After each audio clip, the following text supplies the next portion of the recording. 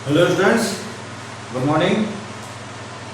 आज हम लोग आर्ट एंड कल्चर का जो टॉपिक हम लोग पढ़ा रहे थे इंडियन रिलीजन, उसका आज थर्ड पार्ट है और इसमें हम लोग डिस्कस करेंगे बौद्ध धर्म और जैन धर्म के बारे में। तो इससे पहले हम लोगों ने भारत के और जो भारत में उपस्थित जो मुख्य धर्म है उनके बारे में हमने चर्चा करी ली थी, जिसमें पहले हमने सनातन धर्म देखा, इस्लाम देखा, पारसी, ईसाई, सिख धर्म, ठीक है, कुछ यहूदी भी देखे। अब जो भारत में दो और धर्म जो हमें दिखाई देते हैं वो हैं बौद्ध धर्म और जैन धर्म। ये दोनों ही आपके एंशिएंट हिस्ट्री के भी पार्ट्स हैं। जो आपका 600 BC के आसपास का जो एंशिएंट हिस्ट्री का जो पोर्शन है उसमें बौद्ध और जैन जो धर्म है, बुद्धिज्म और जैनिज्म के बारे में वहाँ से भी क्वेश्चन पुट किया आता है। लेकिन आज हमारा जो टॉपिक है ये है रिलीजन से रिलेटेड, धर्म से रिलेटेड।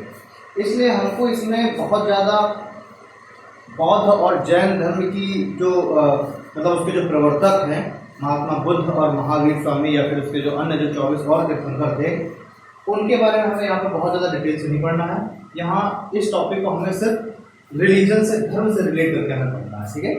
तो हम लोग यहाँ पर शॉर्ट में केवल एक तरीके से धर्म को पॉइंट ऑफ व्यू में रख करके हम यहाँ पर शुरू करेंगे और एंशिएंट हिस्ट्री वाला जब हम लोग पोर्शन कवर करेंगे जब भी, तो उसमें हम लोग फिर पढ़ेंगे काफ़ी डिटेल के साथ, ठीक है, कि महात्मा बुद्ध का जन्म कब हो रहा है, कैसे क्या क्या उनके जीवन में परिवर्तन आए, इन सभी के बारे में। बट यहाँ पर मैं फिर भी एक ओवरव्यू देते हुए चलूँगा।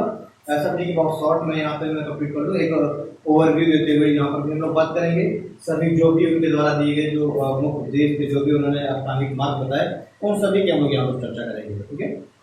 चलिए स्टार्ट करते हैं। सबसे पहले हम लोग बात करते हैं बौद्ध धर्म के बारे में।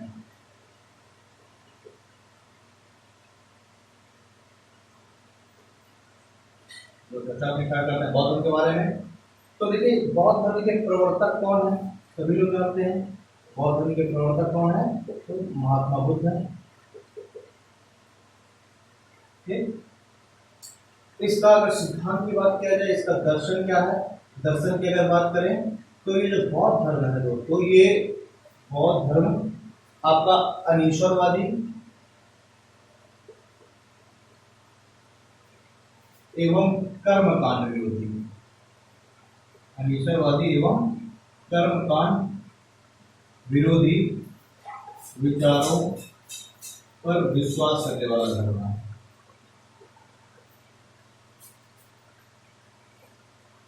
ठीक है।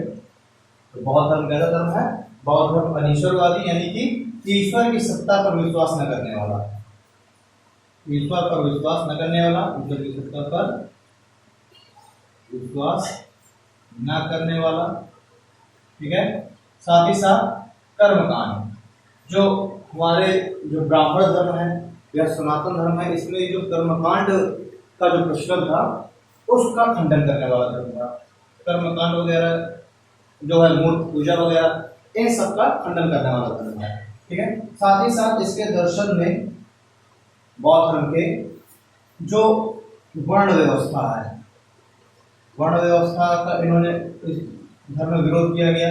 यानी कि समाज में उस समय जो भी प्रचलित कुरीतियां थी उन कुरीतियों पर कुठाराघात किया गया। इस धर्म का जो मुख्य उद्देश्य था, ठीक है। महात्मा बुद्ध के द्वारा जब इस बौद्ध धर्म का जब प्रवर्तन किया गया, जब विकास किया गया, तो इसके पीछे का एक उद्देश्य हम ये भी देख सकते हैं, क्योंकि उस समय समाज में चूंकि ब्राह्मण जो धर्म है या हम कहें कि जो सनातन धर्म है, सनातन धर्म का ज्यादा वर्चस्व था। उस सनातन धर्म के अंतर्गत जो मोक्ष की प्राप्ति का जो मार्ग है वो अत्यंत ही जटिल बताया गया, ठीक है। मोक्ष की जो प्राप्ति है, देखिए सभी धर्मों का अंतिम लक्ष्य मोक्ष की प्राप्ति ही है, ठीक। तो मोक्ष की प्राप्ति का जो मार्ग है वो सनातन धर्म या ब्राह्मण धर्म के अंतर्गत बहुत ही जटिल बताया गया। साथ ही साथ जो निम्न जातियां थी या एक वर्ण व्यवस्था उसमें प्रचलित थी, वर्ण व्यवस्था के आधार पर ये कहा गया कि जो ब्राह्मण है और जो क्षत्रिय हैं उनको ही केवल मोक्ष प्राप्ति का जो मार्ग है उसके अनुसरण करने का अधिकार केवल ऊंची जातियों को ही है। जो शूद्र है, शूद्रों को मोक्ष प्राप्ति का अधिकार ही नहीं है, ये भी कहा गया। तो शूद्रों की एक तो वर्ण व्यवस्था में शूद्रों की दशा भी अत्यंत खराब थी, समाज में शूद्रों की स्थिति काफी ज्यादा नीचे थी और उनको मोक्ष प्राप्ति के मार्ग से भी उनको वंचित करके रखा गया था। इस वजह से मोक्ष की प्राप्ति हेतु सरल मार्ग, ठीक है, मोक्ष की प्राप्ति हेतु सरल मार्ग को बताना है। समाज के प्रत्येक व्यक्ति में ये प्रचारित करना कि मोक्ष प्राप्ति के लिए जरूरी नहीं है कि जो ब्राह्मण धर्म में जो बहुत जटिल मार्ग बताए गए हैं वहीं का ही अनुसरण किया जाए, कुछ सरल मार्गों का भी अनुसरण करके मोक्ष की प्राप्ति की जा सकती है। ठीक, इन्होंने बताया। अब ये जो मोक्ष प्राप्ति का जो मार्ग है, उस मोक्ष प्राप्ति के मार्ग के लिए बौद्ध धर्म के अंतर्गत अष्टांगिक मार्गों का अनुसरण करने की बात की गई। ठीक है, मोक्ष प्राप्ति के लिए उन्होंने अष्टांगिक मार्गों की बात की कि ये 8 मार्ग हैं, इन 8 मार्गों का अनुसरण करके आप मोक्ष की प्राप्ति कर सकते हैं। जैसे कि अगर हम देखते हैं सनातन धर्म के अंतर्गत, जब शंकराचार्य को हमने देखा था, जब हमने सनातन धर्म पढ़ा था, तो हमने देखा था कि ज्ञान के द्वारा यह था कि मोक्ष की प्राप्ति हो सकती है, कर्म के द्वारा हो सकती है, भक्ति के द्वारा हो सकती है, जिसमें भक्ति को सबसे सरल मार्ग बताया गया। तो इसी तरीके से कहा गया, जब उस समय ये समाज में चल रहा था कि मोक्ष प्राप्ति का जो मार्ग है वो बहुत ही जटिल है। इसी कारण से बौद्ध धर्म और जो जैन धर्म है, इन्होंने अपने मुख्य सिद्धांत में इस बात को ही रखा कि नहीं, मोक्ष प्राप्ति सभी लोग मोक्ष की प्राप्ति कर सकते हैं, चाहे वो किसी भी वर्ण व्यवस्था से संबंधित हो, और उसका मार्ग इतना जटिल नहीं है। ठीक है, तो बौद्ध धर्म के अंतर्गत मोक्ष मार्ग हेतु सरल मार्ग यानी कि सम्यक मार्ग, ठीक है, सम्यक मार्ग की बात की गई। बीच का रास्ता एक बताया गया, ना बहुत ज्यादा जटिल ना ही बहुत ज्यादा सरल, एक सम्यक मार्ग बताया गया। और इस सम्यक मार्ग में चल करके प्रत्येक व्यक्ति मोक्ष की प्राप्ति कर सकता है। ठीक है, मोक्ष क्या है? मोक्ष है वही जन्म मरण का जो साइकिल है, जो चक्र है, उस चक्र से मुक्ति पाना। ठीक, तो दर्शन में क्या है? बौद्ध धर्म के अनीश्वरवादी है, कर्मकांड विरोधी है, मूर्ति पूजा का विरोधी है, वर्ण व्यवस्था का विरोधी है। ठीक, इन सब चीजों को, ये सब चीजें मुख्य रूप से इस सिद्धांत में शामिल है। साथ ही साथ मोक्ष प्राप्ति के लिए जो सनातन धर्म में बहुत जटिल मार्ग बताए गए थे, उसका खंडन किया गया और कहा गया कि मोक्ष प्राप्ति हेतु एक सम्यक मार्ग का अनुसरण करके भी, जिसमें से अष्टांगिक मार्ग है, इन अष्टांगिक मार्गों का अनुसरण करके प्रत्येक व्यक्ति मोक्ष को प्राप्ति कर सकता है। ठीक है, ये रहा। अब कुछ और देखते हैं लोग। अब इसमें हम लोग जब हम बौद्ध धर्म हम लोग स्टार्ट करेंगे, तो सबसे पहले कुछ चीजें महात्मा बुद्ध के बारे में बड़ी तेजी के साथ हम लोग देख लेते हैं। ठीक है, मान लीजिए कहीं उससे क्वेश्चन पूछा जाता है, तो देखिए महात्मा बुद्ध का जो जन्म है ये 463 ईसा पूर्व ईस्वी में कपिलवस्तु में हुआ था। ठीक, 463 ईसा पूर्व में इनका जन्म कपिलवस्तु में हुआ था। इनके जो पिता है वो शाक्य क्षत्रिय वंश के कपिलवस्तु के इनके पिता शासक थे, जिनका नाम शुद्धोदर था। माता का नाम इनके महामाया है। जब महामाया जब जन्म होने वाला था, तो उसी समय महामाया, इनकी जो माँ है, वो अपने मायके जा रही थी। और जब वो मायके जा रही थी तो वहीं रास्ते में ही लुम्बिनीवन नामक स्थान पर, ठीक है, नेपाल का तराई वाला क्षेत्र है लुम्बिनीवन नामक स्थान पर इनका जन्म होता है। जन्म के 5वें दिन इनका नामकरण कर दिया जाता है सिद्धार्थ, और 7वें दिन ही इनकी माता की मृत्यु हो जाती है। जब इनकी माता महामाया की मृत्यु हो जाएगी, तो इनके जो पिता हैं शाक्य क्षत्रिय वंश के प्रधान कपिलवस्तु के, वो इनकी मौसी, जिसका नाम है प्रजापति गौतमी, उससे विवाह कर लेते हैं। अब इनका लालन पालन प्रजापति गौतमी के द्वारा किया जाता है। कुछ समय के पश्चात जो इनके पिता हैं, ये एक महापुरुष इनकी राजधानी आते हैं, और एक महापुरुष को कुंडली दिखाई जाती है इनकी। तो जब कुंडली दिखाई जाती है, तो वो भविष्यवाणी करते हैं और कहते हैं कि ये जो आपका बालक है, या तो ये एक चक्रवर्ती सम्राट बनेगा, या फिर ये एक बहुत महान सन्यासी बनेगा। ठीक, अब जब ये बात बताई जाती है महापुरुष के द्वारा, ऋषि के द्वारा, तो अब इनके पिता काफी ज्यादा विचलित हो गए, क्योंकि ये काफी दिनों से इस बात को नोटिस कर रहे थे कि सिद्धार्थ अकेले में बैठे रहते थे, अकेले में बैठ करके वो चिंतन मनन करते रहते थे। ठीक है, बहुत ज्यादा लोगों के बीच बैठना पसंद नहीं करते थे, एकांत में होते थे, मतलब हमेशा उनका जो मन है वो एक तरीके से देखा जाए वैराग्य की तरफ उनका मन ज्यादा लग रहा था। इस बात से वो चिंतित हो जाते हैं। जब चिंतित हो जाते हैं तब अब ये वो जो है ऐसी व्यवस्था करते हैं कि महात्मा ये जो सिद्धार्थ है उनके मन में किसी भी तरीके का ऐसा क्षोभ ना उत्पन्न हो, किसी भी तरीके की ऐसी बातें ना आए जिससे उनका दिमाग संन्यास की ओर अधिक जाए। ठीक, तो उनके महल में जहाँ पर इनका निवास था वहाँ पर सभी सुख सुविधाएं इनको उपलब्ध कराई जाती हैं। इनको जो है जब ये महल से बाहर जाते हैं अपनी राजधानी में भ्रमण करने के लिए तो सारी चीज़ें कि इनके दिमाग में किसी भी तरीके का दुख ना आए, ऐसी सभी चीज़ें हटा दी जाती हैं। ठीक है, लोगों को सिर्फ जो सुंदर है, जो जवान लोग हैं उनको ही केवल निकलने के लिए कहा जाता है, बुजुर्गों को निकलने के लिए नहीं कहा जाता। तो ऐसी सब व्यवस्था की जाती थी ताकि इनके मन में किसी भी तरीके से संन्यास की भावना न आए। फिर कुछ लोगों ने कहा कि इनका जल्दी विवाह करा दो, ये जो है अपने वैवाहिक जीवन में इनका मन लगने लगेगा, उसमें ये खुशी रहने लगेंगे, तो इससे हो सकता है संन्यास की ओर से इनका दिमाग हट जाए। तो 16 वर्ष की अवस्था में ही इनका विवाह यशोधरा से कर दिया जाता है। ठीक, विवाह के कुछ समय पश्चात ही इनको इनका पुत्र होता है, नाम रखा जाता है राहुल। एक दिन अचानक जो सिद्धार्थ है वो अपने सारथी को बुलाते हैं और सारथी को बुला करके इच्छा जताते हैं कि आज अपनी जो राजधानी है उसमें भ्रमण के लिए चला जाए। सारथी की आज्ञा की अवहेलना कर नहीं पाता, उसको ले करके और राजधानी में निकलते हैं। जब निकलते हैं तो 4 घटनाएं देखते हैं, 4 दृश्य देखते हैं और वो 4 दृश्य कहे जाते हैं कि महात्मा बुद्ध के दिमाग में जो ये संन्यास की जो भावना है वो उन्हीं 4 दृश्यों को देख करके और प्रबल होगी। और उसी के बाद ही महात्मा बुद्ध ने फैसला लिया कि नहीं, अब उनको गृह त्याग करके और संन्यास का जीवन जीना है। ठीक है, 4 घटनाएं कौन कौन सी थी? तो 4 घटनाओं में सबसे पहले उनको एक वृद्ध व्यक्ति दिखाई देता है, एक बूढ़ा व्यक्ति दिखाई देता है जिसकी शरीर बिल्कुल से झुक चुका है, जो खाल है वो बिल्कुल से लटक चुकी है। तो पूछते हैं अपने साथी से कि ये कौन है, ये अजीब सा दिखने वाला व्यक्ति ये कौन है? तो साथी कहता है कि प्रत्येक व्यक्ति जो कभी जवान रहा होगा, सुंदर रहा होगा, वो कभी ना कभी वृद्ध होगा, और जब वृद्ध होगा तो ऐसे ही वो झुक जाएगा, ऐसे ही उसकी जो खाल है वो ऐसी लटक जाएगी। तो फिर सिद्धार्थ पूछते हैं कि क्या आपकी भी ऐसी कंडीशन होगी? उसने कहा। फिर कहते हैं कि क्या मेरी पत्नी, ये पत्नी काफी सुंदर थी, तो उन्होंने कहा कि क्या मेरी पत्नी यशोधरा, उसकी भी यही कंडीशन होगी? उन्होंने कहा बिल्कुल, और आपकी भी यही कंडीशन होगी। तो उनके दिमाग में है कि यार जो है क्या मतलब ऐसे सौंदर्य का जिसको बाद में समाप्त हो ही जाना है। पहली घटना हो गई। तो आगे बढ़ते हैं, उनको एक बीमार व्यक्ति दिखाई देता है।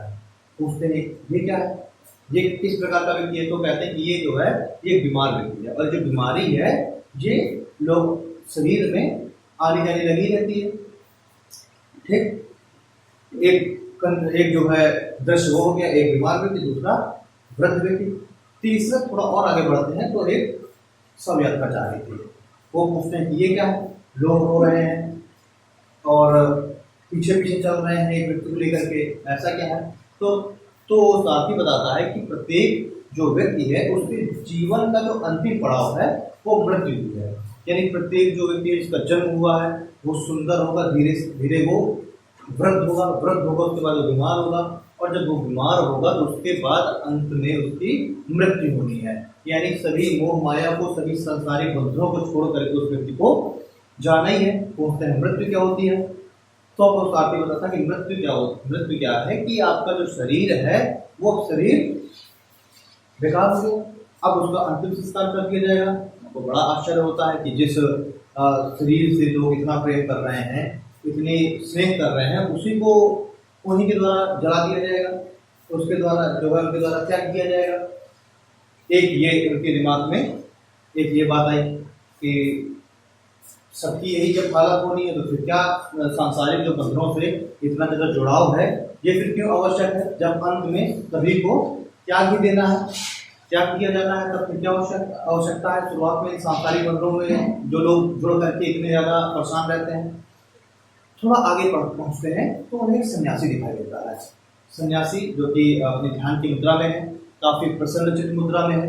कोई टेंशन नहीं उसको, किसी भी सांसारिक अनुभव की कोई मोह माया का कोई फिक्र नहीं। चेहरे में अजीब सा बिल्कुल जो प्रसन्नता की मुद्रा है वो बिल्कुल चेहरे में दिखाई दे रही है। महात्मा बुद्ध पूछते हैं कि ये क्या है, तो कहते हैं ये तपस्वी है जो कि तपस्या कर रहा है।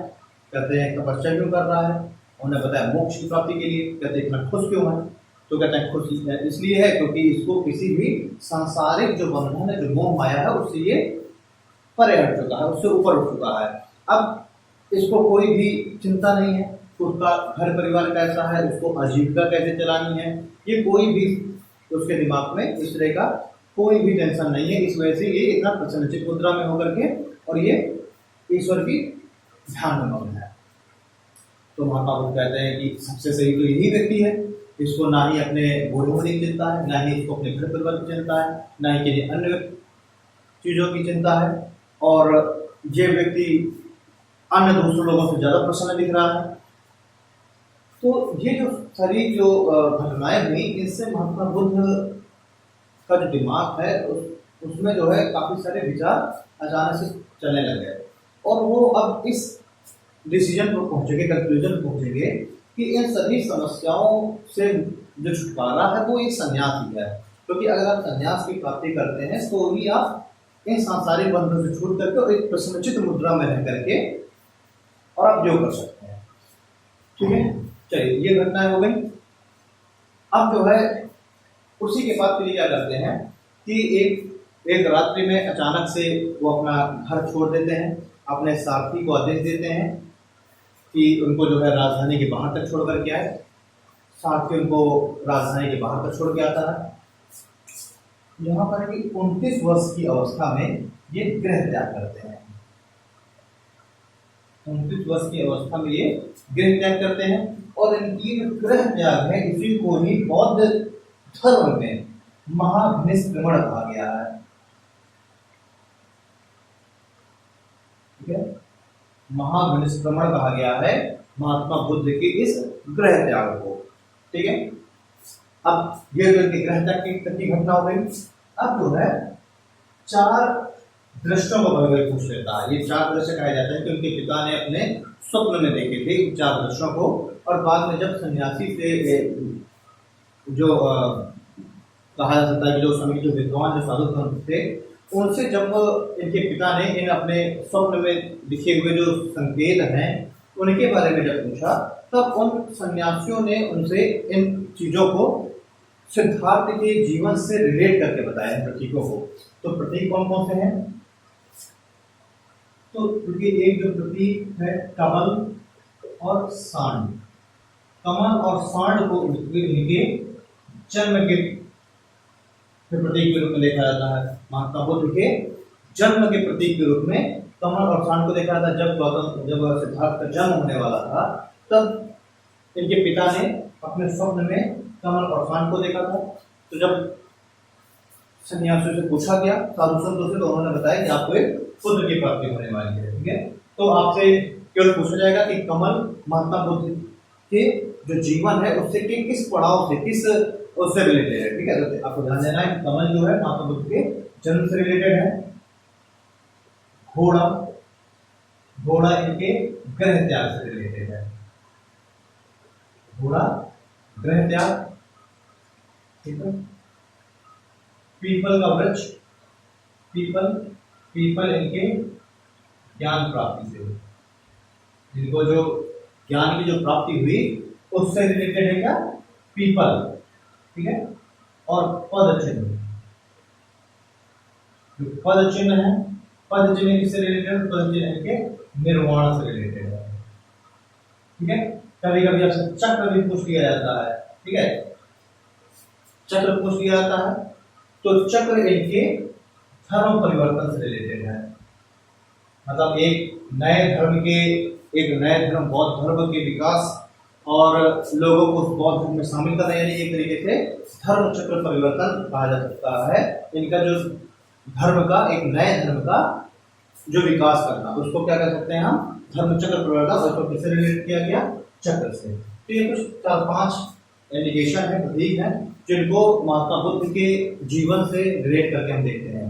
कमल, घोड़ा, पीपल, पॉलिथिन है इनके निर्माण, और चक्र इनके धर्म परिवर्तन, ठीक है, इनके नए धर्म के विकास से, उद्भव से। ये हो गई कुछ चीजें। अब जिस तरीके से जैन धर्म में आप त्रिरत्न पढ़ते हैं जैन धर्म के, वैसे ही बौद्ध धर्म में भी त्रिरत्न है। बौद्ध धर्म के भी त्रिरत्न है। बौद्ध धर्म के त्रिरत्न क्या है? बौद्ध धर्म के त्रिरत्न है बुद्ध, धम्म और संघ। ये बुद्ध, धम्म और संघ बौद्ध धर्म के त्रिरत्न है, ठीक है। ये त्रिरत्न हो गए। अब देखिए जो बौद्ध धर्म है, बौद्ध धर्म के जो ग्रंथ हैं, इन ग्रंथों को तीन पिटकों में, तीन कहा जाए भागों में बांटा गया है। जो बौद्ध धर्म है वो बौद्ध ग्रंथ, जो बौद्ध ग्रंथ है, बौद्ध ग्रंथ को तीन पिटकों में बांटा गया है। इसे त्रिपिटक कहा गया है। बौद्ध ग्रंथ के अंतर्गत त्रिपिटक, देखिए जो बौद्ध धर्म है, बौद्ध धर्मों को त्रिपिटक कहा गया है, और जो त्रिपिटक है उनको तीन भागों में बांटा गया है। त्रिपिटक, त्रिपिटक कौन कौन है? तो देखिए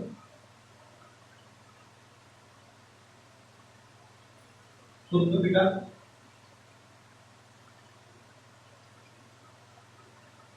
विनय पिटक, और तीसरा अभिधम्म पिटक। शुद्ध पिटक, विनय पिटक और अभिधम्म पिटक।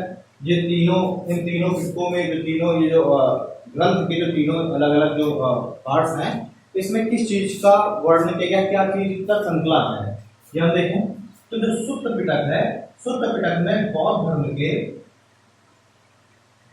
के सिद्धांत, बौद्ध धर्म के सिद्धांत, गौतम बुद्ध के जो उपदेश हैं, इनका संकलन किया गया है किसमें?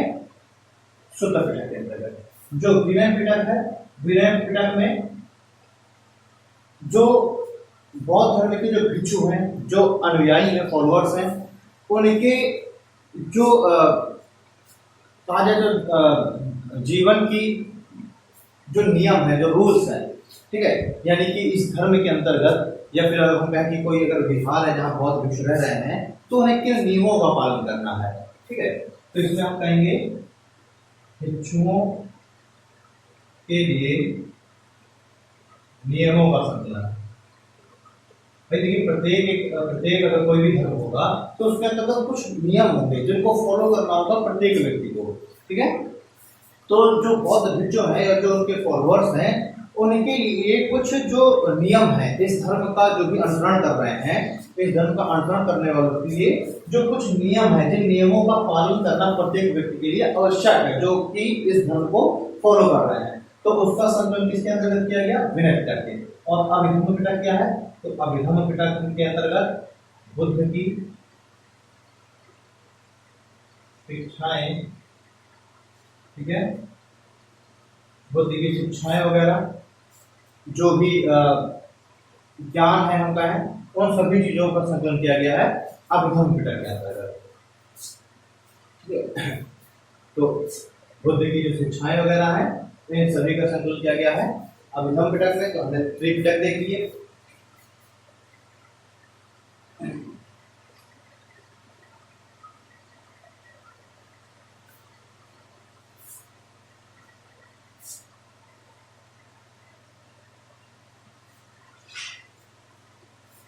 तो हमने त्रिरत्न देख लिए, त्रिपिटक देख लिए। अब देखिए अब क्या देखना है? बौद्ध धर्म के अंतर्गत महात्मा बुद्ध ने 4 महासत्य की संकल्पना की है। जब प्रत्येक जो फॉलोअर है बौद्ध धर्म के, उसके लिए 4 महासत्यों का अनुसरण करने की बात की गई है, ठीक है। तो 4 महासत्य कौन कौन से हैं?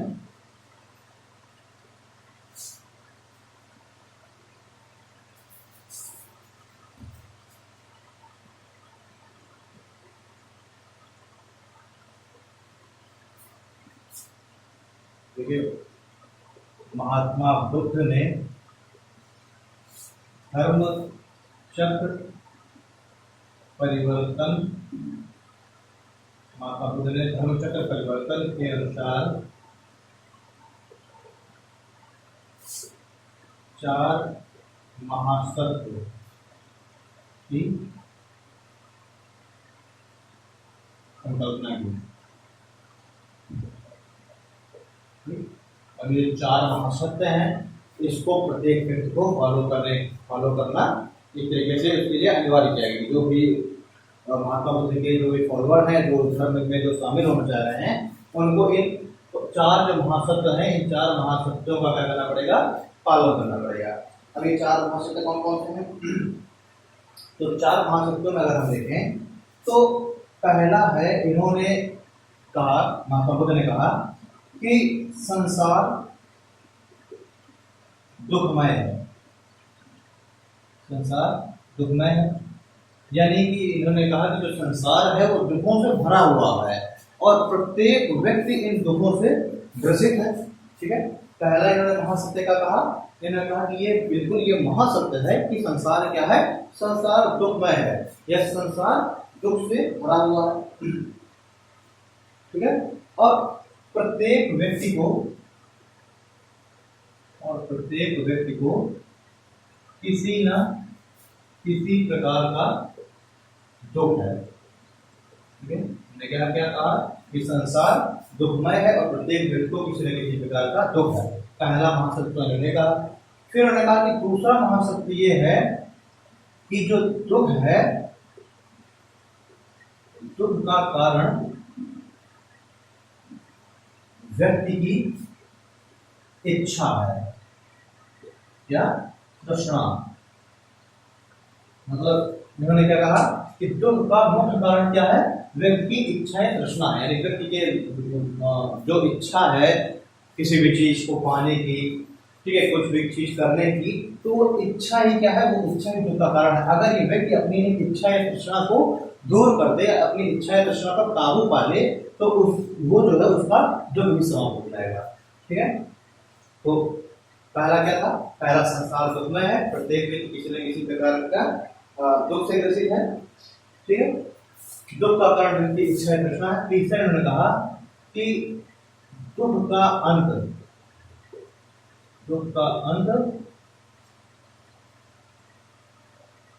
आवश्यक है, या फिर जो दुख का अंत है वो अवश्य होगा। ठीक, पहला संसार दुखमय है, दुख का कारण व्यक्ति की इच्छा तृष्णा है, और तीसरा दुख का अंत आवश्यक है या दुख का अंत अवश्य होगा।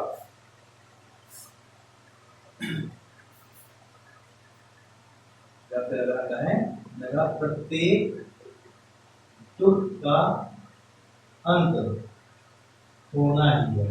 प्रत्येक दुख का अंत कैसे हो जाएगा, अगर व्यक्ति समाप्त हो गया, व्यक्ति का मृत्यु हो गई, तो अल्टीमेटली दुख का भी अंत हो जाएगा। तो इन्होंने कहा कि जो दुख है जो किसी भी व्यक्ति को, तो आखिरकार उसके उस दुख का अंत होना ही होना है। ठीक है, तो 3 महासत्य में दुख का अंत आवश्यक है, प्रत्येक दुख का अंत होना ही है। और चौथा इनका जो महासत्य है, तो उन्होंने कहा कि प्रत्येक प्रकार का दुख मोक्ष की प्राप्ति के मार्ग में अवरोध का कारण करता है। ठीक है, तो चौथे का महासत्य उन्होंने क्या कहा, उन्होंने कहा कि जो दुख है, दुख मोक्ष या ज्ञान प्राप्ति के मार्ग में अवरोध उत्पन्न करता है। ठीक है, यानी कि इन्होंने सभी चीजों की जड़ क्या है, दुख का कहा। महासत्य में इन्होंने क्या कहा कि दुख, प्रत्येक जो भी समस्या है किसी व्यक्ति के जीवन में, उसका कारण दुख। ठीक है, तो 4 महासत्य में हमने देख लिया। संसार दुखमय है, दुख का कारण व्यक्ति की इच्छा ही है, दुख का अंत आवश्यक है, और दुख जो है वो जो है मोक्ष व ज्ञान की प्राप्ति के मार्ग में अवरोध उत्पन्न करता है। ये 4 महासत्य हो गए। अब इन्होंने कहा कि जो दुख है, इस दुख से अगर आपको इस दुख से पार पाना है, इस दुख को अगर समाप्त करना है, या इस दुख पर आपको विजय प्राप्त करनी है, तो इस दुख पर जो विजय है उसको अष्टांगिक मार्ग द्वारा प्राप्त की जा सकती है। यानी दुख का जो निवारण है दुख का निवारण करें या दुख पर अगर हम कहें कि विजय, दुख का निवारण या दुख पर विजय कैसे प्राप्त की गई है, तो अष्टांगिक मार्ग के द्वारा। ठीक, तो अष्टांगिक मार्ग की उन्होंने संकल्पना क्यों दी? ये जो दुख जो व्याप्त है, इस दुख पर विजय प्राप्त करने के लिए या दुख का निवारण करने के लिए इन्होंने अष्टांगिक मार्ग की संकल्पना दी। चलिए अब हम लोग अष्टांगिक मार्ग को देखते हैं। अष्टांगिक मार्ग कौन कौन से हैं? ये चार भाषा तो हो गए, अब हम अष्टांगिक मार्ग देखते हैं।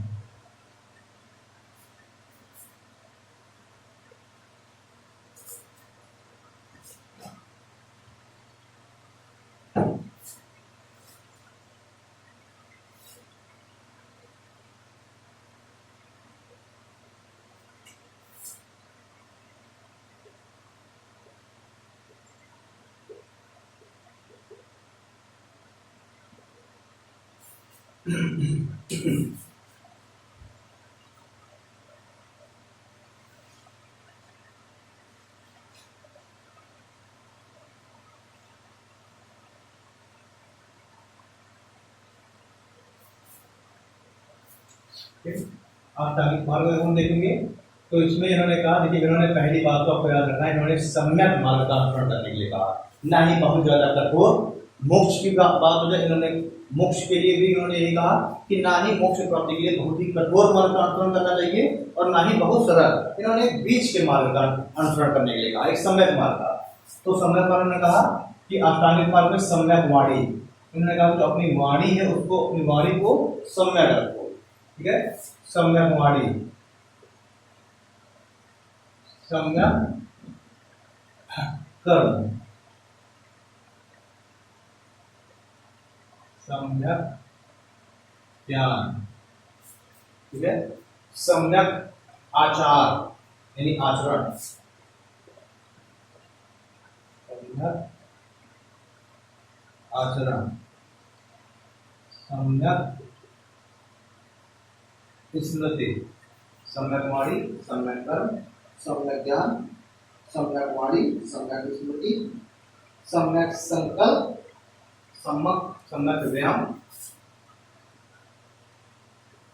सम्यक संकल्प, सम्यक व्यायाम। ठीक है, सम्यक वाणी हो गया, सम्यक कर्म हो गया, सम्यक ज्ञान, सम्यक आचरण, सम्यक स्मृति, सम्यक संकल्प, सम्यक व्यायाम, सम्यक समाधि।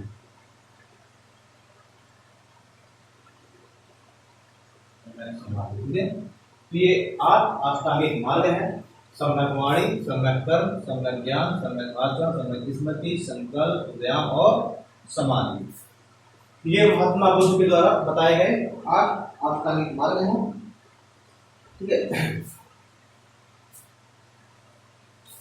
और महात्मा बुद्ध ने कहा कि इन अष्टांगिक मार्ग का ही अनुसरण करके कोई भी व्यक्ति क्या प्राप्त कर सकता है? तो कोई भी व्यक्ति जो अपनी ये इच्छाएं हैं, इन इच्छाओं पर विजय प्राप्त कर सकता है या इन इच्छाओं को समाप्त कर सकता है। ठीक है,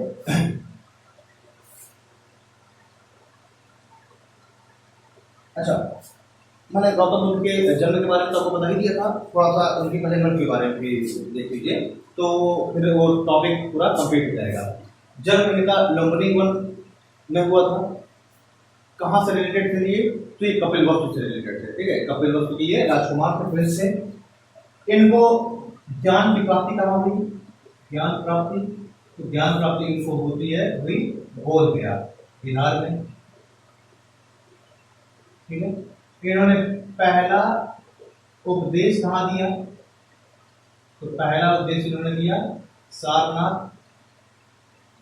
वाराणसी के पास है सारनाथ, उत्तर प्रदेश। ठीक है, इनकी मृत्यु कहाँ हुई? तो देखिए, या फिर मृत्यु पहले हम यह देखेंगे कि सर्वाधिक इन्होंने अपने उपदेश कहाँ दिए। सर्वाधिक उपदेश, तो सर्वाधिक उपदेश इन्होंने श्रावस्ती में दिए। ठीक है, सर्वाधिक उपदेश इन्होंने श्रावस्ती में दिए। सबसे अधिक समय तक इन्होंने कहाँ पर रुके? सबसे अधिक समय तक निवास, सर्वाधिक समय तक इन्होंने निवास कहाँ किया? सर्वाधिक समय तक इन्होंने निवास कौशल में किया। ठीक है। सबसे अधिक समय तक इनका अगर निवास की बात करें तो इन्होंने कौशल में सबसे अधिक समय तक इन्होंने निवास किया, लगभग 25 वर्ष तक इन्होंने कौशल में निवास किया था।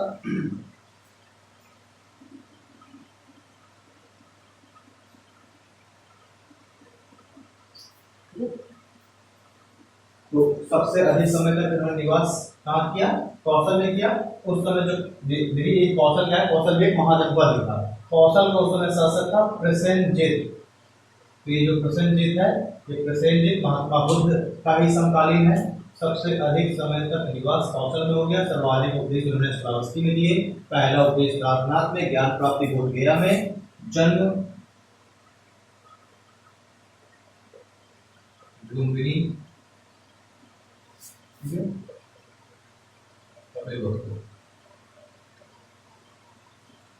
मृत्यु अगर देखें तो देखिए जब ये लगभग 80 वर्ष के अवस्था के थे तो अपना धर्म का जो अपना धर्म का धार्मिक उपदेश देते हुए, अपनी जो शिक्षाएं उनको प्रचारित करते हुए ये पहुंचे पावा नामक जगह पर। ठीक है, ये पावा पहुंचते हैं। पावा में एक सुनार वर्ण का व्यक्ति था। ठीक है, पावा में जो है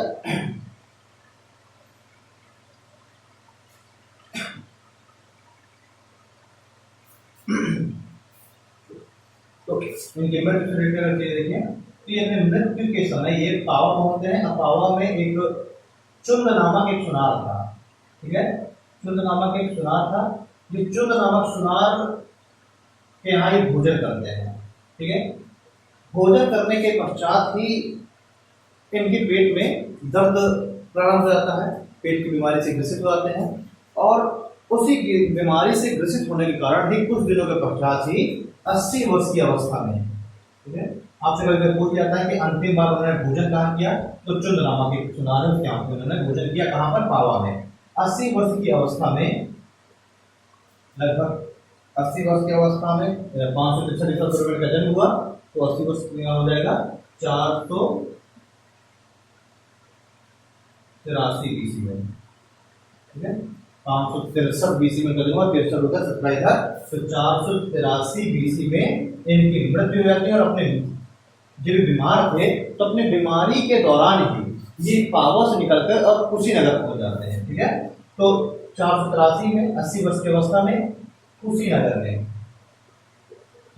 में इनकी मृत्यु हो जाती है। ठीक है, चलिए तो खैर के जीवन के बारे में हो गया, ये हमने अष्टांगिक मार्ग देख लिए। अब अष्टांगिक मार्ग के बाद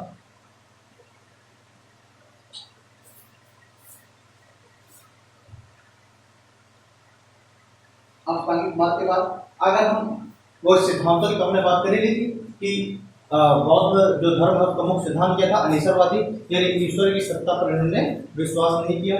कर्मकांड विरोधी सिद्धांत में एक कर्मकांड विरोधी, यानी इन्होंने कर्मकांड का खंडन किया। ठीक है, पुनर्जन्म जो है, पुनर्जन्म पर इन्होंने कुछ विश्वास किया। इन्होंने कहा कि अगर जो अच्छे कर्म है, अच्छे कर्म के द्वारा अगर आप अपनी इच्छाओं को समाप्त कर देते हैं तो पुनर्जन्म भी हो सकता है। ठीक है, तो जो पुनर्जन्म है, पुनर्जन्म की प्राप्ति के लिए इन्होंने अच्छे कर्मों को उसका कारण बताया कि पुनर्जन्म भी हो सकता है, लेकिन वो किस आधार पर, कि अगर आपके जो कर्म है वो अच्छे होंगे। ठीक है, तो अच्छे कर्मों के आधार पर उन्होंने पुनर्जन्म की प्राप्ति की बात की। इस बौद्ध धर्म का जो अंतिम लक्ष्य है, बौद्ध धर्म के अंतर्गत जो अंतिम लक्ष्य है, अंतिम लक्ष्य माना गया निर्वाण प्राप्ति। ठीक है, यानी निर्वाण की प्राप्ति ही बौद्ध धर्म का अंतिम लक्ष्य माना गया।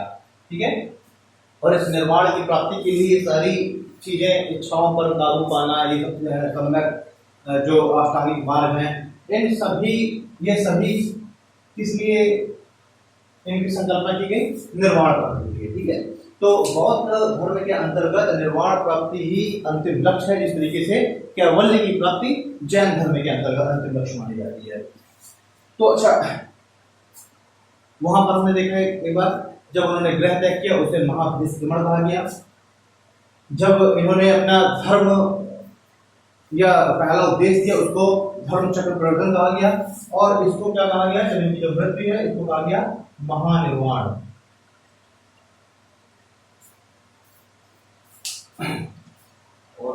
कर लिया जाए। तीनों ग्रंथ हो गए, इनके जो सिद्धांत हो गए अनेकतावादी सिद्धांत, क्षणिकवाद। अच्छा, इनका एक प्रमुख सिद्धांत क्षणिकवाद भी इनका सिद्धांत है।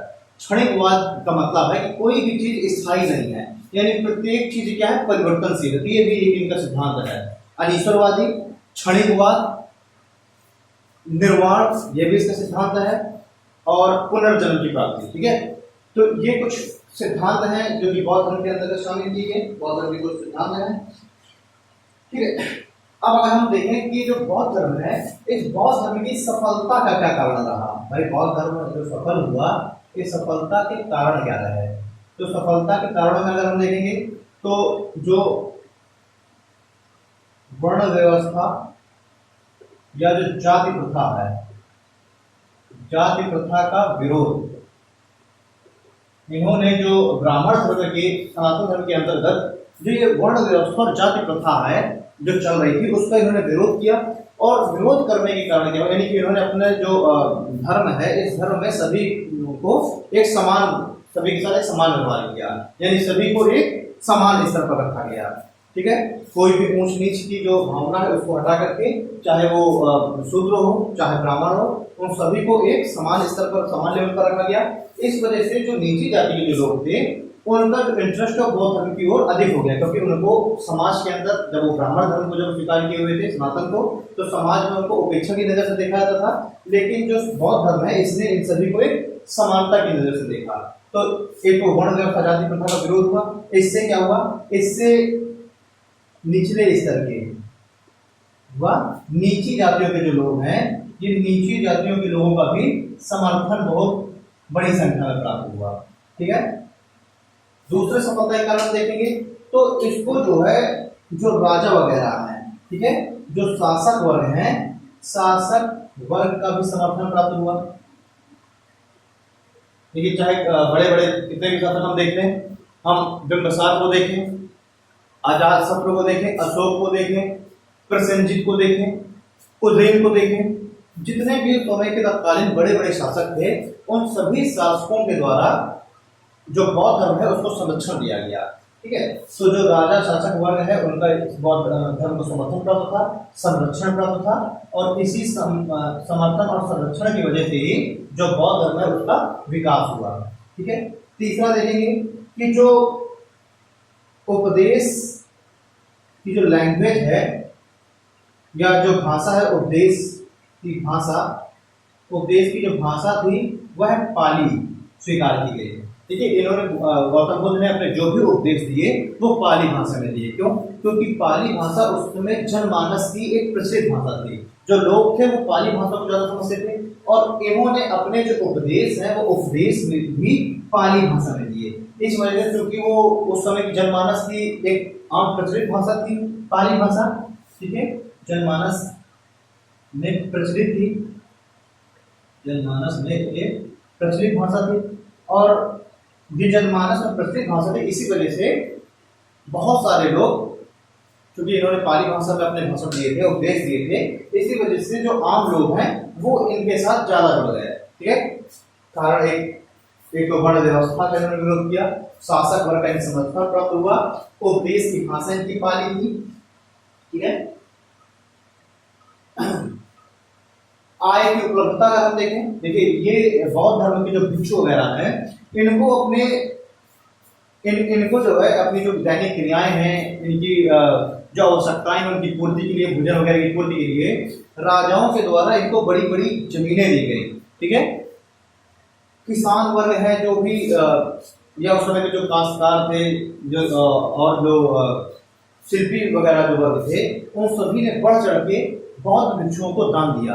राजाओं के द्वारा भी बढ़ चढ़ के दान दिया गया, जमीनें दी गई। इस वजह से जो आय का जो साधन है, आय का जो स्रोत है, वो आय का स्रोत संगठित हो गया, और ये भी बौद्ध धर्म के विकास में अहम भूमिका निभाया। ठीक है, तो आय की स्रोतों की उपलब्धता, आय की स्रोत की उपलब्धता, ये भी बौद्ध धर्म के विकास का प्रमुख कारण हो गया। तो सफलता के हम लोगों ने कारण दे दिया। अच्छा, एक कारण ये भी था संघ की स्थापना। एक संघ की स्थापना की गई जिसमें 20 सदस्यों का कोरम रखा गया, ठीक है। उसमें सभी धर्म के, सभी जाति के लोगों को शामिल किया गया। केवल कुछ लोगों को उसमें शामिल नहीं किया गया, जैसे कि ऐसा व्यक्ति जो ऋणी हो, जिसने ऋण रखा हो, ले रखा हो, उसको संघ में शामिल नहीं किया गया। ऐसा व्यक्ति जो चोर हो, उसको शामिल नहीं किया गया, और जो अल्पायु हो, ठीक है। 3 तरह के व्यक्तियों को छोड़ करके बाकी सभी लोगों के लिए ये जो धर्म है, इसने अपने प्रवेश के जो मार्ग खोल रखे थे। शुरुआत में महिलाओं को शामिल नहीं किया गया, लेकिन बाद में इनका एक शिष्य था जिसका नाम था आनंद, सबसे प्रिय शिष्य था गौतम बुद्ध का। इन आनंद के ही कहने पर, जोर देने पर महात्मा बुद्ध ने महिलाओं को भी संघ में प्रवेश की अनुमति दी। और उस समय गौतम बुद्ध ने कहा था कि महिलाओं के प्रवेश के कारण जो धर्म है, जिसको अगर 1000 साल हो चलता, तो अब वो केवल 5 साल में खत्म हो जाएगा, ठीक है। तो महात्मा बुद्ध ने महिलाओं को प्रवेश तो दे दिया था, लेकिन उन्होंने ये कहा भी था कि अब धर्म जितने लंबे समय तक चलना था, उतने लंबे समय तक धर्म चल नहीं पाएगा। तो हमने सफलता के कारण देखिए, अब हम कुछ कारण देखेंगे इस बौद्ध धर्म के पतन के। बौद्ध धर्म के पतन के कारण देखेंगे। तो देखिए, पतन के कारणों में अगर हम देखते हैं तो जो बौद्ध भिक्षु हैं, कुछ समय के पश्चात जो बौद्ध भिक्षु हैं, इन सभी में व्यभिचार की भावना व्याप्त हो गई थी, ठीक है। यानी कि जो बौद्ध विहार जो थे, और बौद्ध विहार में अराजकता ने जगह ले ली थी, ठीक है। तो बौद्ध भिक्षुओं का जो अराजकता की जो भावना आ गई थी, जो व्यभिचार की भावना आ गई थी, लालच, ईर्षा, द्वेष की जो भावना बौद्ध भिक्षुओं में आ गई थी, ये इनके पतन का एक मुख्य कारण होता है। दूसरा कि जो ये बौद्ध धर्म है, इस बौद्ध धर्म का कई शाखाओं में बढ़ जाना, जैसे कि पहले महायान और हीनयान, उसके बाद वज्रयान, फिर हम देखें कि जो महायान है ये भी 2 भागों में बढ़ गई, जो हीनयान शाखा है ये भी 2 भागों में बढ़ गई। तो अभी इसके बारे में बात करूंगा। तो इसका जो है कई शाखाओं में बढ़ जाना, कई शाखाओं में बढ़ना, ये भी इनके बौद्ध धर्म के पतन का एक मुख्य कारण बन गया, ठीक है। तीसरा हम देखेंगे हिंदू धर्म के जो कर्मकांड है, कर्मकांड का प्रवेश। देखिए, जो बौद्ध धर्म है, इसका मुख्य सिद्धांत ये था कर्मकांड का विरोध करना, और इसी वजह से हिंदू धर्म के बहुत सारे लोगों ने बौद्ध धर्म स्वीकार कर लिया था। लेकिन बाद में जब हम देखेंगे तो जो बौद्ध धर्म है, उसमें हिंदू धर्म का भी कुछ इन्फ्लुएंस आ गया, कुछ प्रभाव आ गया, और इसी प्रभाव के चलते बौद्ध धर्म की एक नई शाखा का उदय हुआ, जिसको वज्रयान शाखा कहते हैं, जिसमें ये जादू, टोना, तंत्र मंत्र, जो कर्म कांड है, मूर्ति पूजा है, ठीक है, इन सभी को शामिल कर लिया गया।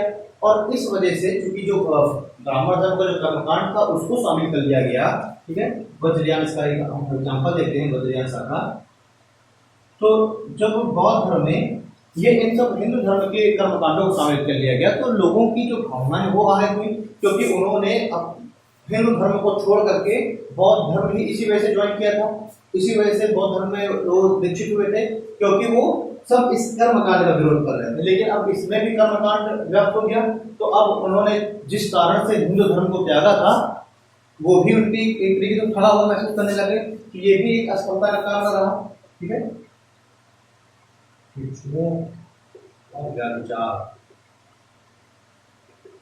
लालच, ईर्षा, ठीक है, कई शाखाओं में बढ़ना, कर्मकांड का प्रवेश, जैसे कि वज्रयान वगैरह, ठीक है। चौथा देखेंगे हिंदू धर्म में सुधार, और यही वो समय था जब हिंदू धर्म में भी कई सामाजिक और धार्मिक आंदोलन हुए, ठीक है। उस समय के पश्चात हम देखेंगे आदिगुरु शंकराचार्य वगैरह, ऐसे कुछ धर्म सुधारक आते हैं जो कि हिंदू धर्म में जो ये सब कुरीतियां थी, उन सब कुरीतियों में सुधार के लिए आंदोलन चलाते हैं। तो अब चूंकि हिंदू धर्म में भी सुधार हुआ, इससे भी जो बौद्ध धर्म है उसमें उससे लोगों का इंटरेस्ट धीरे धीरे कम हुआ, तो ये भी बौद्ध धर्म के पतन का कारण रहा। तो कर्मकांड का प्रवेश हो गया, हिंदू धर्म में सुधार, कई शाखाओं में बढ़ना, भिक्षु में व्यभिचार, लालच, ईर्ष्या की भावना आ जाना, ये सब बौद्ध धर्म के पतन के कारण है, ठीक है। चलिए,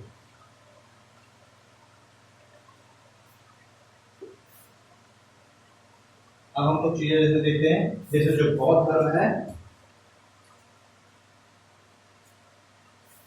हाँ, जो बौद्ध धर्म है, पहले बौद्ध धर्म 2 शाखाओं में बढ़ गया, हीनयान और महायान, तो जो हीनयान जो था, ये हीनयान के जो फॉलोअर थे, हीनयान जो फॉलो करने वाले जो भिक्षु थे, वो क्या थे, वो थोड़ा सा ज्यादा धार्मिक रूप से कट्टर थे। यानी कि ये किसी भी तरीके के सुधार का विरोध करते थे, सुधार का विरोध, यानी कि बौद्ध धर्म में जो भी सुधार वगैरह की संकल्पना की गई तो सुधारों का विरोध करते थे। ठीक है। दूसरा, ये बुद्ध को एक महापुरुष मानते थे, एक महापुरुष मानते थे। ठीक है।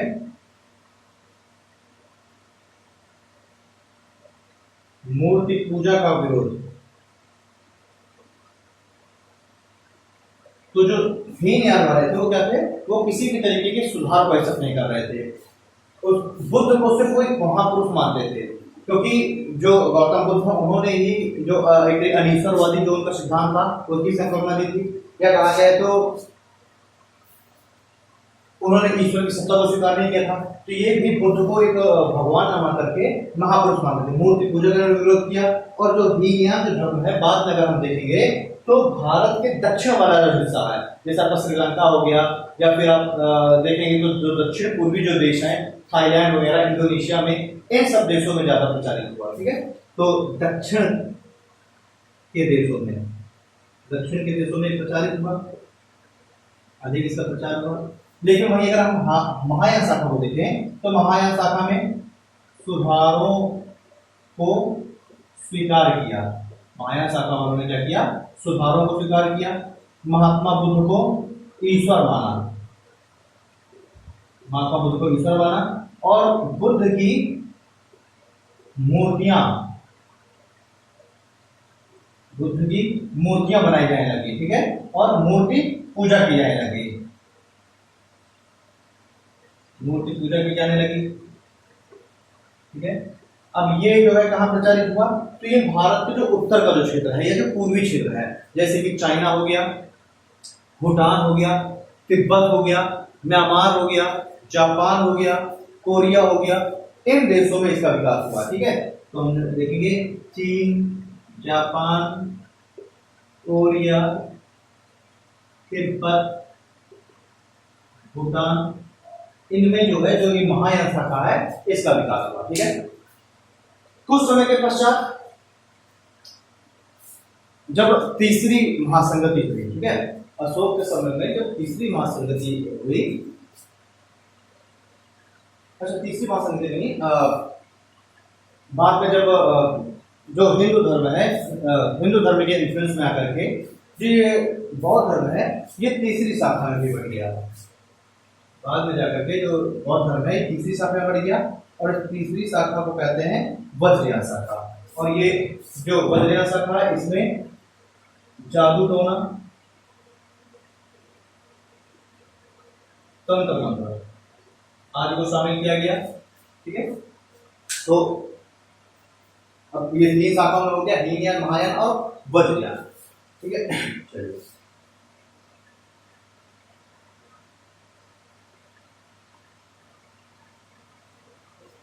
और यहाँ से कभी पूछ लिया जाए कि वज्रयान शाखा का विकास कैसे हुआ, तो हम कहेंगे ब्राह्मण धर्म के प्रभाव में आकर। क्योंकि देखिए ब्राह्मण धर्म की ये विशेषता है, जादू टोना, तंत्र मंत्र, ये सब पूजा पाठ, ठीक है, कर्मकांड वगैरह। अब हम अगर चार बौद्ध संगतियों की बात करें,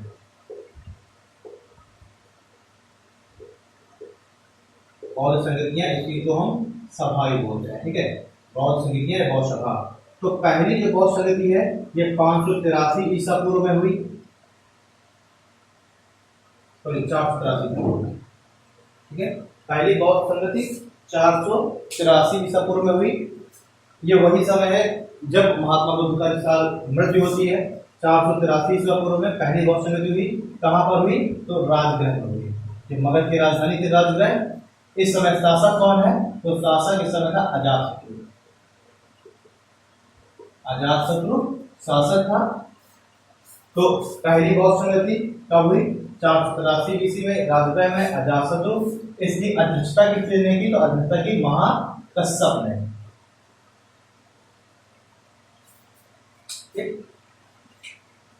यानी कि अगर मैं ऐसे लिख दूं तो स्थान, शासक, अध्यक्ष और समय। समय 483 ईसा पूर्व बीसी में राजधानी अजातशत्रु महाकश्यप। दूसरा अगर देखें तो 100 साल बाद 383 ईसा पूर्व में हुई बीसी में। इस समय ये कहां पर हुई तो ये जो है राजगढ़ के बाद ये दूसरी होती है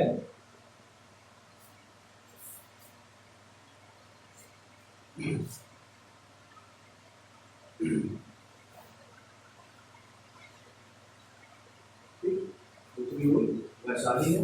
इस समय शासक कौन था तो शासक इस समय था काला भोग।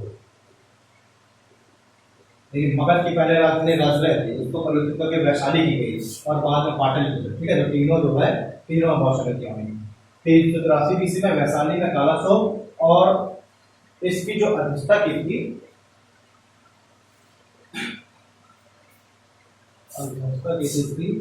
सकाकामी।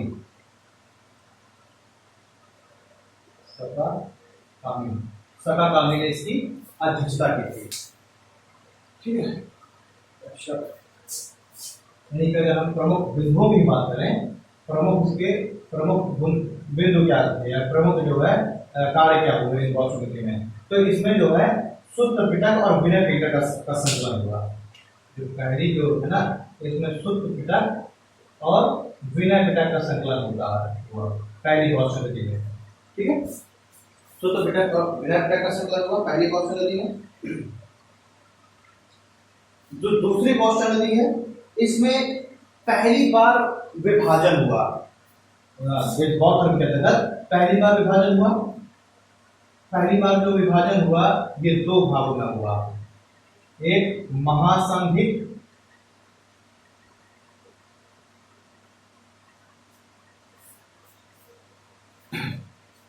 पहली बार जो विभाजन हुआ दो भागों में, महासंघिक और दूसरा स्थाविर। महासंघिक और स्थाविर दो भागों में विभाजन हुआ पहली बार। तीसरी बौद्ध संगति जो है ये 247 बीसी में हुई। 247 बीसी में, कहीं कहीं आपको 252 बीसी भी मिलेगा, 251, 252 या 242 बीसी। ठीक है, तो 247 बीसी या 252 बीसी। 247 या 252 लिखा होगा या 251 लिखा होगा। ठीक है, तो ये कहां पर हुई, ये पाटलिपुत्र में हुई तीसरी बौद्ध समिति। और इस समय शासक कौन था तो शासक इस समय अशोक और किसके अध्यक्षता में हुई तो ये हुई मोगली पुत्र तिस्स की अध्यक्षता में। ठीक है, तीसरी बौद्ध समिति मोगली पुत्र तिस्स की अध्यक्षता में हुई। और जो तीसरी जो बौद्ध समिति है इसमें अगर हम देखें कि इसमें प्रमुख बिंदु क्या रहा, प्रमुख इसमें क्या कार्य हुआ तो जो अभिधम्म पिटक है, जो अभिधम्म पिटक है, जो तीसरा पिटक है अभिधम्म पिटक का संकलन हुआ। ठीक, तो तीसरी बौद्ध संगति में क्या हुआ, अभिधम्म पिटक का संकलन किया गया। चौथी बौद्ध संगति कब हुई, ये हुई 102 एडी में, 102 ईस्वी में। कहां पर हुई तो ये हुई कुंडलवन। कुंडलवन कहां है, कश्मीर में। किसके समय में तो शासक था कनिष्क। अध्यक्ष कौन थे तो अध्यक्ष थे इसके वसुमित्र अध्यक्ष थे और अश्वघोष जो है उपाध्यक्ष थे। ठीक है, क्लियर। और इसी समय जो ये बौद्ध धर्म है ये दो भागों में बटा था, महायान और हीनयान। ठीक, तो पहली बार महासंघिक और स्थानिक में बटा,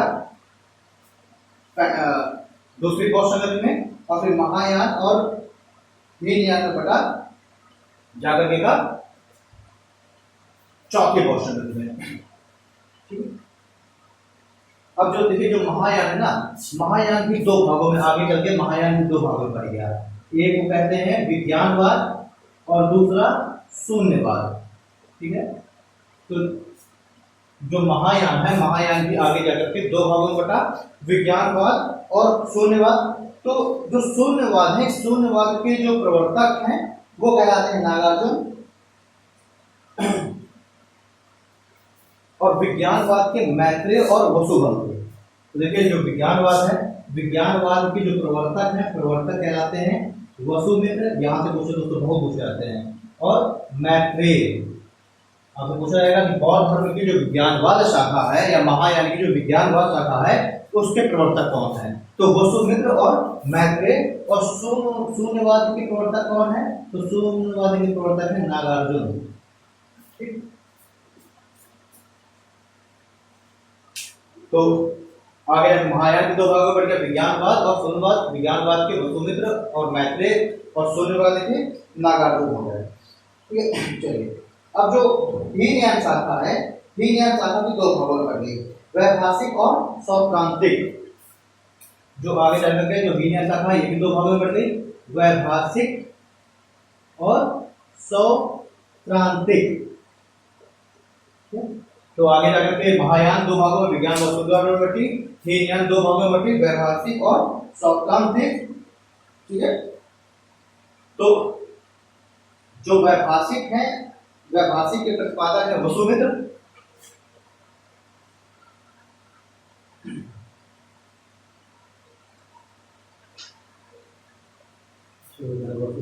क्या जो वसुबंधु है, बोला वसुबंधु लिख दिया वसुमित्र। तो विज्ञानवाद के जो प्रवर्तक है वह वसुबंधु, और वहीं वैभाषिक के प्रवर्तक हैं वसुमित्र। ठीक है, वैभाषिक के प्रवर्तक कौन है, वसुमित्र। वही अगर हम सौक्रांतिक की बात करें तो कुमारलाम, सौक्रांतिक के कुमारलाम। ठीक, तो आपसे क्वेश्चन देखिए, इन शाखाओं से बहुत ज्यादा पूछा जाता है, शाखाएं याद रखनी है। महायान विज्ञानवाद शून्यवाद, हो सकता है नीचे का आपको नहीं दिख रहा, मैंने उसको देखा तो याद महायान विज्ञानवाद शून्यवाद में वसुबंधु और मैत्रेय इसके प्रवर्तक हो गए। और हीनयान दो भागों में प्रवर्तक कौन हो गए, वैभाषिक, मतलब एक शाखा वैभाषिक और दूसरी शाखा सौक्रांतिक। वैभाषिक के जो प्रवर्तक वसुमित्र है, और सौक्रांतिक हीनयान जो दूसरी शाखा है, सौक्रांतिक के प्रवर्तक है कुमारलाम। तो ये हमने चार बौद्ध संगतियां देखी, कहाँ कहाँ हुई ये देख लिया, किस तरीके से इसमें विभाजन हुआ। और देखिए जो इतना सारा जो विभाजन है ना, यही बौद्ध धर्म के पतन का भी कारण बनता है। मैंने आपको पतन के कारण बताया था कि बौद्ध धर्म का कई शाखाओं में बढ़ जाना। तो यही पहले महायान बटा, फिर हीनयान आया, फिर महायान की दो शाखाएं आ गई, विज्ञानवाद शून्यवाद, हीनयान की दो शाखाएं आ गई, वैभाषिक सौक्रांतिक। तो इतना सारा जो विभाजन हो गया, और उसके बाद में जाकर वज्रयान शाखा का भी उदय हो गया। ठीक है, और उसका तो वो जो है मेन, उसने ब्राह्मण धर्म की जो कर्मकांड है उनको एक्सेप्ट कर रखा था। तो ये सब इतना सारे विभाजन जो हुआ वो एक बौद्ध धर्म के पतन का कारण हुआ। और इसी कारण हम देखते हैं कि बौद्ध धर्म का जबकि विकास भारत में हुआ, लेकिन अगर हम वर्तमान में देखें तो ये भारत में एक तरीके से बहुत ज्यादा बिल्कुल लुप्त हो गया। अभी उस समय पूर्व अगर देखें हम मुगल काल के आसपास, उस समय तो बिल्कुल लुप्त हो चुका था। अब तो फिर भी धीरे धीरे से जो हम देखते हैं जो नीचे जो जाति प्रथा में जिनको नीचे रखा गया जिन जातियों को, उन्होंने बौद्ध धर्म को स्वीकार करना फिर से प्रारंभ कर दिया। तो जहां ये बौद्ध धर्म का जन्म भारत में हुआ था, वहीं अगर हम देखें तो भारत में बिल्कुल से नगण्य स्थिति में पहुंच चुका है। और इसका अधिक प्रसार कहाँ है, अधिक प्रसार इसका चाइना और तिब्बत भूटान वाले क्षेत्रों में अधिक है। जापान में, हम देखें थाईलैंड वगैरह में, तो भारत के बाहर इसका प्रसार अधिक हो गया, जबकि भारत में एक तरीके से ये लुप्त हो चुका है, बहुत कम हो चुका है। यहां तक हमने देख लिया। अब केवल आपको देखना है कि बौद्ध धर्म से संबंधित कुछ महत्वपूर्ण स्थान। समय खत्म हो गया, मैं सोचा था कि मैं बहुत ही शॉर्ट में खत्म कर दूंगा, बट वही चीज है कि पढ़ाने में आ जाओ तो फिर लगता है कि क्यों खत्म करें शॉर्ट में। हो सकता है कि जो चीज हम छोड़ दें वहीं से क्वेश्चन आ जाए, इसलिए लगता है कि खत्म कर ही रहे हैं तो डिटेल में खत्म करें। तो जबकि आज ये उम्मीद थी कि बौद्ध धर्म और जैन धर्म में दोनों खत्म कर दूंगा, लेकिन बताने के क्रम में फिर इतना ज्यादा इन्वॉल्व हो जाना होता है कि केवल बौद्ध धर्म में होता है। चलिए अगली क्लास लेंगे जैन धर्म के बारे में, तो उसको भी डिटेल से बात करेंगे। अब ये प्रमुख हम लोग देखेंगे, प्रमुख स्थल बौद्ध धर्म से संबंधित प्रमुख स्थलों की अगर हम बात करें तो पहले हम देखेंगे जिसे बौद्ध धर्म है ना, बौद्ध धर्म में 3 तरीके की संरचनाओं को देखा गया है। एक को कहते हैं चैत्य। चैत्य क्या होता है, तो चैत्य होता है, चैत्य क्या होते हैं, चैत्य होते हैं धार्मिक स्थल, यानी कि जहाँ आराधना वगैरह की जाती है, ठीक है, धार्मिक जहाँ पूजा पाठ वगैरह की जाती है, यानी कि एक तरीके से धार्मिक स्थल कहलाते हैं चैत्य। वहीं स्तूप क्या होते हैं? तो स्तूप होते हैं ये बौद्ध धर्म के जो सन्यासी होते हैं, या गौतम बुद्ध, ठीक है, गौतम बुद्ध हम देखें, या फिर बौद्ध धर्म के कोई काफी ऊंचे कोई सन्यासी, इनकी मृत्यु के पश्चात इनके अवशेषों को जिन स्थानों पर रखा जाता है तो इनके ऊपर एक कुछ इस तरीके की एक संरचना बना दी जाती है, ठीक है, कुछ इस तरीके की एक संरचना बना दी जाती है, इसे कहा जाता है स्तूप। और इन स्तूपों में क्या रखा जाता है? इन स्तूपों में बुद्ध के या फिर बौद्ध धर्म के जो सन्यासी हैं, इनकी मृत्यु के पश्चात इनके अवशेष रखे जाते हैं। इनकी जब मृत्यु हो जाती है तो इनके अवशेषों को रखा जाता है, ठीक है, कहाँ पर? स्तूप में। विहार क्या होते हैं? तो देखिए, विहार होते हैं बौद्ध भिक्षुओं के लिए निवास स्थल, बौद्ध भिक्षुओं के निवास स्थल क्या कहलाते हैं? विहार कहलाते हैं, ठीक है। अच्छा, महात्मा बुद्ध के बारे में कुछ चीजें देखते हैं। जैसे महात्मा बुद्ध को लाइट ऑफ एशिया बोला गया है, महात्मा बुद्ध को लाइट ऑफ एशिया भी कहा गया है, और इस लाइट ऑफ एशिया नाम की एक पुस्तक भी लिखी गई है। और पुस्तक किसने लिखी है? तो पुस्तक लिखी है एडविन अर्नोल्ड ने, ठीक है, एडविन अर्नोल्ड ने लाइट ऑफ एशिया नामक एक पुस्तक लिखी है।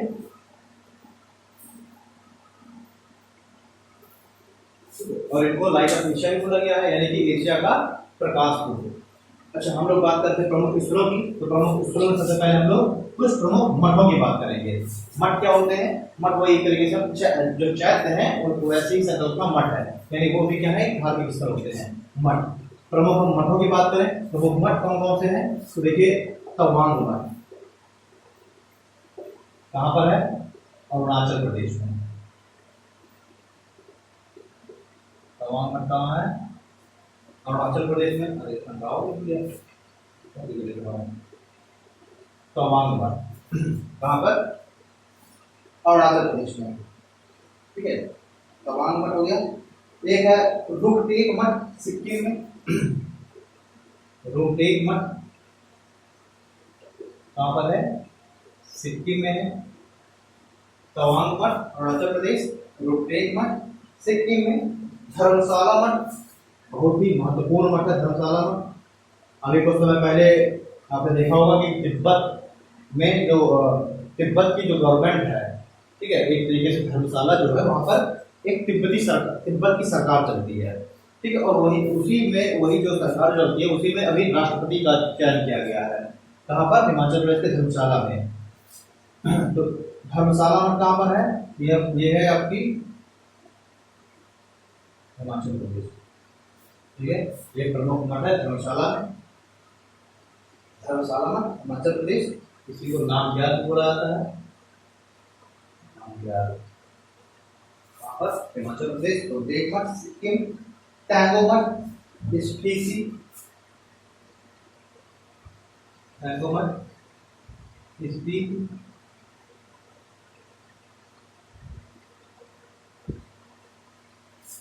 स्पीति वैली में है टैंगो मठ, स्पीति वैली। स्पीति वैली कहाँ है? हिमाचल प्रदेश में, ठीक है। तो इस तरीके से एक मठ है थिकसेक मठ, ये कहाँ पर है? लेह में। थिकसेक मठ कहाँ पर है? लेह में है। लद्दाख टेरिटरी में प्रेजेंट टाइम पर स्थित है थिकसेक मठ, जो कि कहाँ पर है? लेह में है, ठीक है। एक और मठ है जिसका नाम है घूम मठ, ये कहाँ पर है? ये दार्जिलिंग में है। दार्जिलिंग में ही भारत का सबसे ऊंचाई पर स्थित रेलवे स्टेशन भी है, ठीक है। तो घूम मठ हो गया दार्जिलिंग में, वेस्ट बंगाल। अगर लार्जेस्ट बुद्धिस्ट टेम्पल की बात करें कि विश्व का सबसे लार्जेस्ट बुद्धिस्ट टेम्पल कहाँ है? अगर हम लार्जेस्ट बुद्ध टेम्पल की बात करें, लार्जेस्ट बुद्धिस्ट टेम्पल की बात करें, ये कहाँ पर है? ये बोरोबुदुर इंडोनेशिया में है, ठीक है। यानी लार्जेस्ट बुद्धिस्ट टेम्पल कहाँ है, तो ये बोरोबुदुर इंडोनेशिया में है, बोरोबुदुर इंडोनेशिया में। अब फेमस प्लेसेस की अगर बात करें, कुछ प्रसिद्ध जो स्थल है बौद्ध धर्म से संबंधित, तो हमने देखा लुम्बिनी, जहां पर गौतम बुद्ध का जन्म हुआ, ठीक है। बोध गया में इनको ज्ञान की प्राप्ति हुई। अच्छा यार एक पॉइंट यार छोटी याद आ गया, जो वज्रयान शाखा है, वज्रयान शाखा क्योंकि कर्मकांड में शामिल हो गई थी, कर्मकांड को एक्सेप्ट कर लिया था, इसमें जो है जो गौतम बुद्ध है उनकी भी पूजा की जाने लगी थी, उनको ईश्वर मान करके। और इसी समय एक देवी की पूजा की जा रही थी वज्रयान शाखा के अंतर्गत, उस देवी का नाम था तारा देवी। अच्छा याद आ गया मुझे, या ये पूछा भी गया एग्जाम में, जो तारा देवी है, तारा देवी की वज्रयान शाखा के अंतर्गत, वज्रयान जो शाखा है ना, वज्रयान शाखा के अंतर्गत तारा देवी की भी पूजा होने लगी थी। तो ये भी आपको थोड़ा सा लिख लीजिए, वहीं पे जहाँ पर वज्रयान शाखा में बताया वहीं पे तारा देवी की भी आराधना करने लगे थे, ठीक है। बोध गया ज्ञान प्राप्ति हुई, सारनाथ में प्रथम धर्म उपदेश दिया, उसी नारा में इनका महापरिनिर्वाण हुआ। श्रावस्ती में इन्होंने सबसे ज्यादा अपने उपदेश दिए, तो मैंने वहां पर सब बता ही रखा है, सारे जो प्रमुख प्लेसेस हैं। सबसे ज्यादा समय तक ये कौशल महाजनपद में रहे, ठीक है। जो अजंता एलोरा की गुफाएं हैं, अजंता एलोरा की गुफाएं भी, मतलब जो अजंता एलोरा की गुफाएं ना, वो भी एक बौद्ध विहार थी, यानी बौद्ध भिक्षु वहां निवास करते थे, बौद्ध धर्म से संबंधित अजंता एलोरा की गुफाएं। और इन अजंता की गुफाओं से ही बोधिसत्व की मूर्ति प्राप्त हुई है, ठीक है। अजंता एलोरा की जो गुफाएं हैं, ये अजंता एलोरा की गुफाएं बौद्ध धर्म से संबंधित हैं। यहाँ बहुत सारे जो चित्र वगैरह हैं, जो विहार हैं, जो बौद्ध विहार हैं, वो अजंता एलोरा में मिले हैं। जो अजंता है, यहीं से बोधिसत्व की मूर्ति प्राप्त हुई है, बोधिसत्व की मूर्ति। और जो बोधिसत्व है ना, बोधिसत्व को गौतम बुद्ध का ही अवतार माना गया है, यानी कि ये संकल्पना बोधिसत्व के अंतर्गत कि महात्मा बुद्ध के पहले भी बुद्ध थे और महात्मा बुद्ध के बाद भी बुद्ध का जन्म हुआ, ठीक है। तो बोधिसत्व की मूर्ति प्राप्त हुई है। बोधिसत्व की मूर्ति बिल्कुल ध्यान की मुद्रा में है गौतम बुद्ध, बहुत ही प्रसिद्ध मूर्ति है बोधिसत्व की।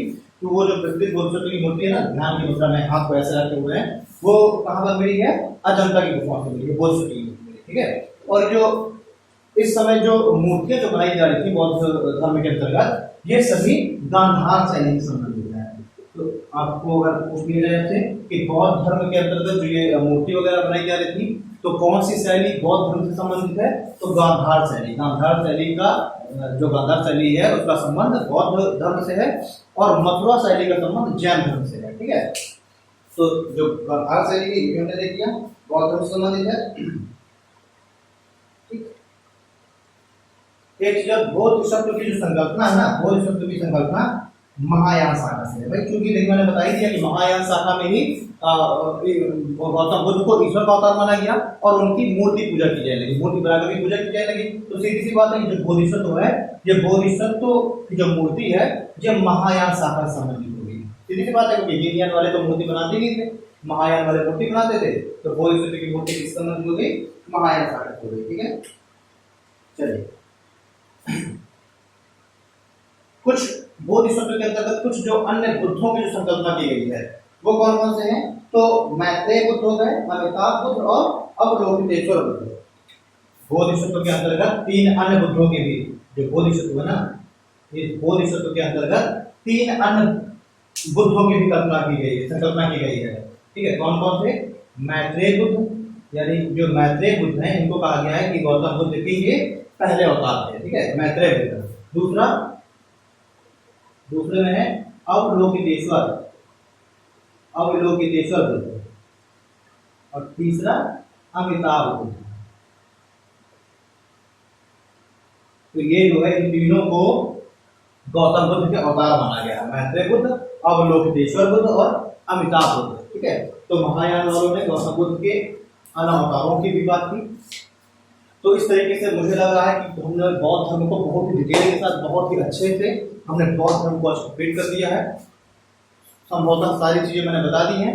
फिर भी जो चीजें बची हुई हैं वो हम एंशिएंट हिस्ट्री का जब टॉपिक कवर करेंगे, और अब तो इसमें तो संभवतः नहीं पड़ेगी क्लास, लेकिन जो लर्नर्स पॉइंट जो चैनल है हमारा अलग, उसमें हर एक टॉपिक को अलग बिल्कुल से डिटेल के साथ मैं कवर करूंगा। उसमें आप लोग बात करेंगे बौद्ध धर्म और गौतम बुद्ध से संबंधित अन्य बातों को। अब आपका बचता है जैन धर्म। जैन धर्म के लिए हम अगली क्लास लेके आएंगे जैन धर्म, और उसमें हम सभी जो 24 तीर्थंकर है उनकी बात करेंगे, प्रमुख तीर्थंकरों की क्या क्या उसके उद्देश्य सिद्धांत है, उस सभी की बात करेंगे हम अगली क्लास में। ठीक है, तो थैंक यू क्लास, आज क्लास में यही खत्म करते हैं। धन्यवाद।